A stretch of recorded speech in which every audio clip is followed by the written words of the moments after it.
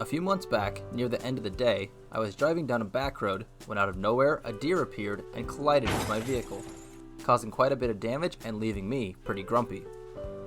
By the time this video is released, I would have already repaired all the damage and at the same time upgraded a bunch of components that were not stock on the car, such as heated mirrors and JDM headlights. So, let's cut the chatter and jump into this video.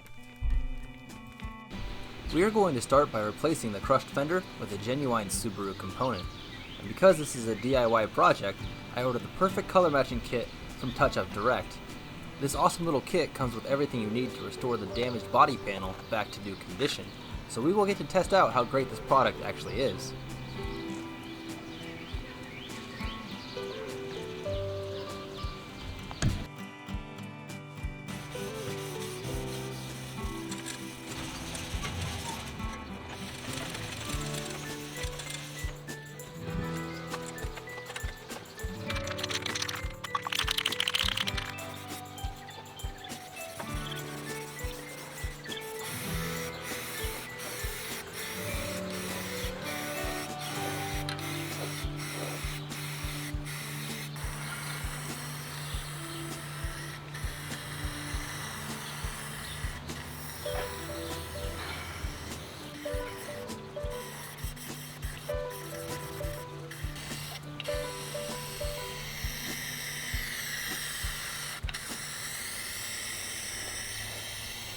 The Subaru Baja did not come stock with heated mirrors, but it did come wired for them from the factory.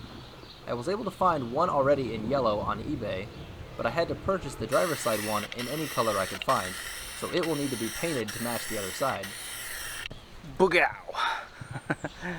Okay, so that's the last coat of base, last coat of color. Back there I've got the mirror. Anyways, so honestly, the first can laid down really nicely.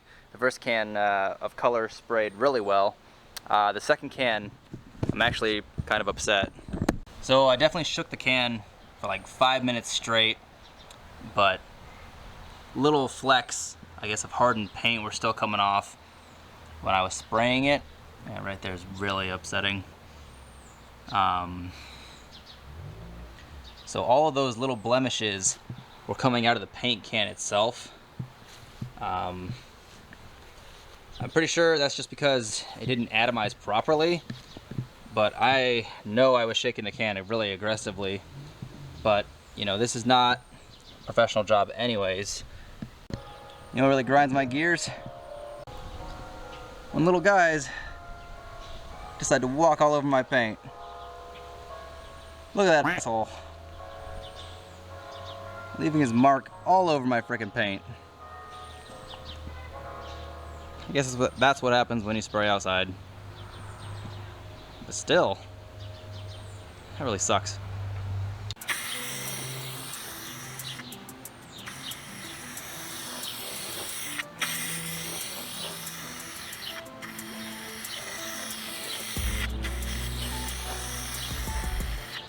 To get the heated mirrors to work properly, you're going to need a heat on switch from an Outback or Impreza. And since the switch panel is already getting taken apart, I thought why not add a little flair, like automatic window up and down buttons. Shout out to Brucey for figuring out the same window switch from a Nissan works for our cars, giving us both driver and passenger auto up and down abilities.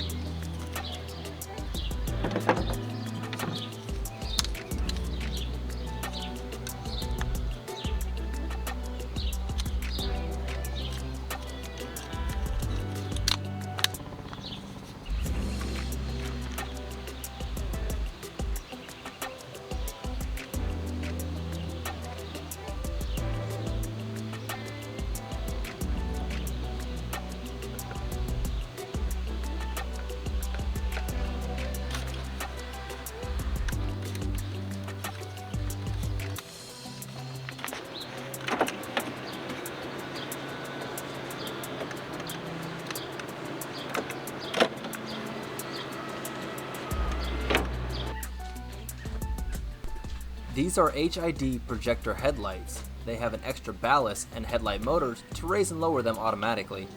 It is important to know that these lights were made for a B4 Legacy, which is really similar but slightly different than the Outback and the Baja, and as such, the body lines on the hood will not fit perfectly, and the radiator support will take some bending so that it will bolt in properly.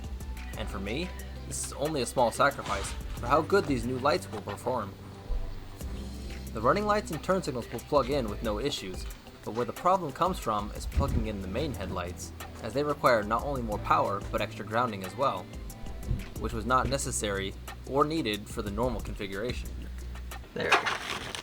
So I reached out to Aaron's Subi Electronics.